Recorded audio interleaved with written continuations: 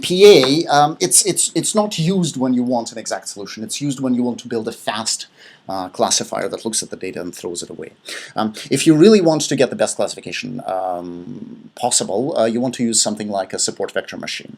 In a support vector machine, what you're doing is you're trying to really maximize the buffer zone, maximize the margin between the positive and negative examples, and usually it's sort of framed from the beginning as an optimization problem. So can you raise your hand if you've seen support vector machines?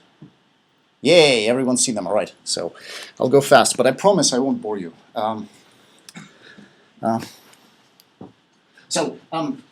What you want is you want to find a vector W such that the dot products with all the positives are above +1, the dot products with all the negatives are under -1, and it turns out that maximizing the margin is the same thing as minimizing the size of the weight vector, right?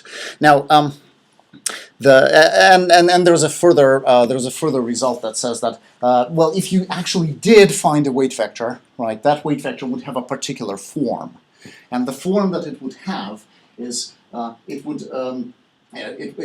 would consist of two parts. So on one part, you're going to have a linear combination of documents in the positive class minus the linear combination of documents in the negative class with some weights thrown on them. Right? So the first thing that you want to notice is, so I'm writing it slightly differently from the conventional formulation. Usually you just stick a W, a Y inside the summations, but this is equivalent. Right?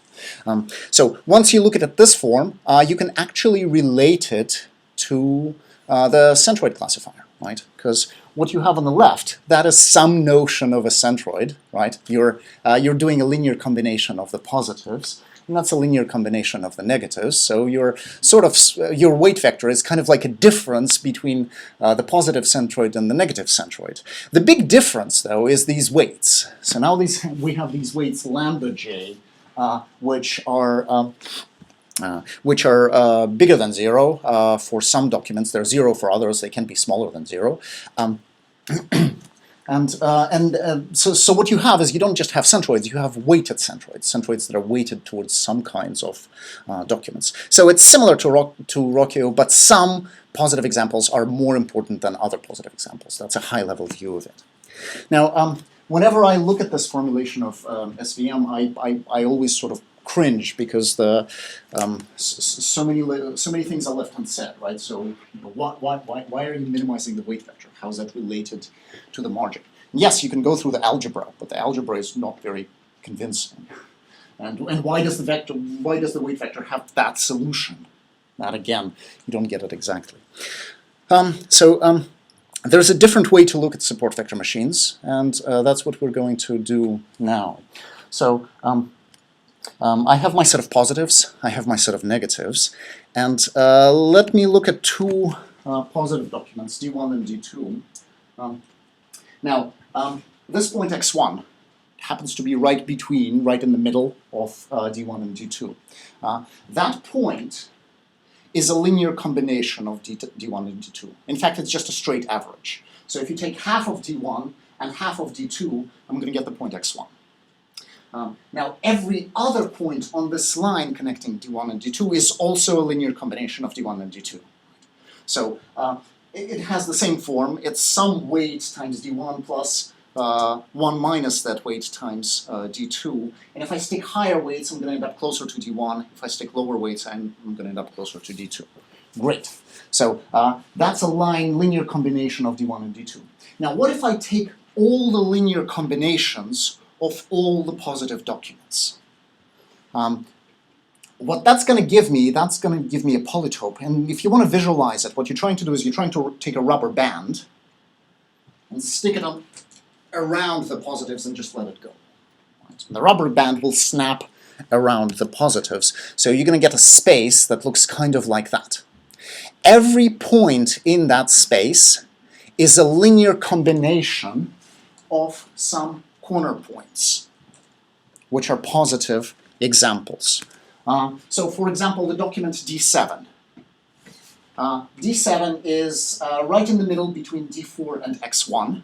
So I could write d7 as half of d4 plus half of x1, and x1 itself is half of d1 plus half of d2. So d7 is half of d4 plus a quarter of d1 plus a quarter of d2.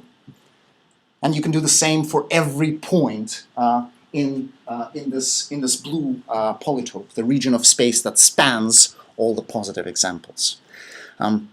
Now I can do the same thing for the negative examples, and I'm going to end up with two polytopes.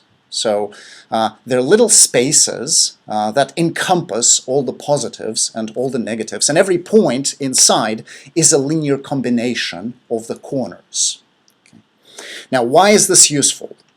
Now you want to start thinking about, what am I trying to do? What I'm trying to do is I'm trying to fit a buffer zone between a set of positives and a set of negatives. So think of my buffer zone as sort of a, it's a band or a pipe. Right? What I'm trying to do is I'm trying to fit a band between these two spaces.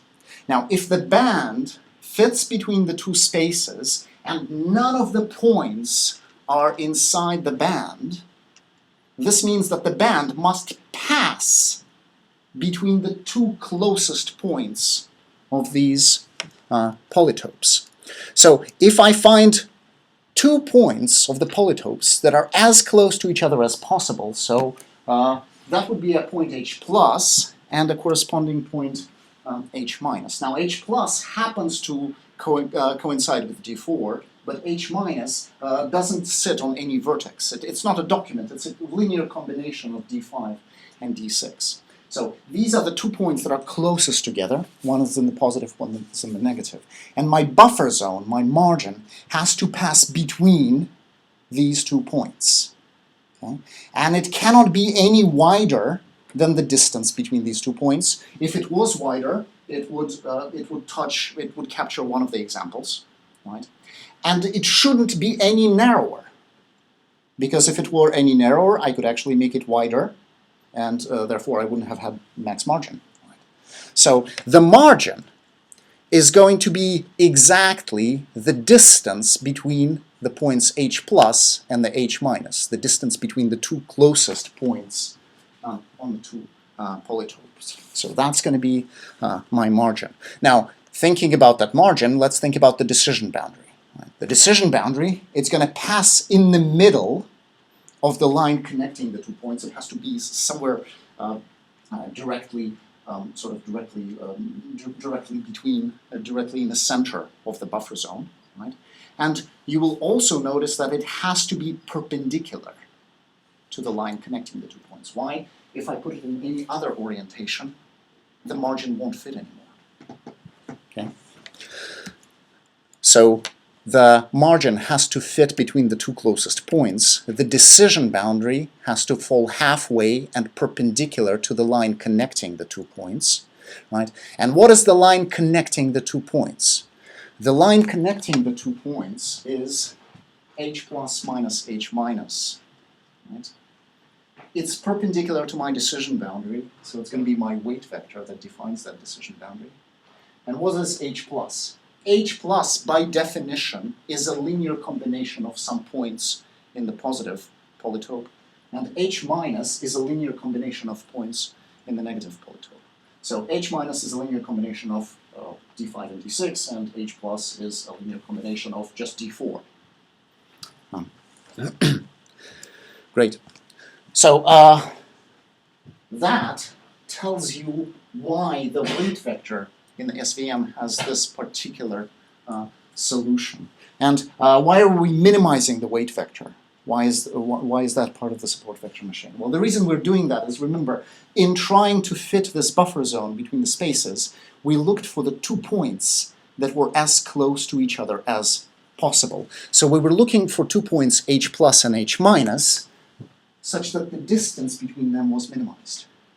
And H plus minus H minus is just the weight vector. So minimizing the distance between the 2 points is exactly the same thing as minimizing the magnitude of the weight vector W, which defines the decision boundary. Great. Okay, so now that's a nice intuition. It turns out that it's a lot more than an intuition. It's actually it's a doorway to a very efficient algorithm for for finding solutions to support vector machines.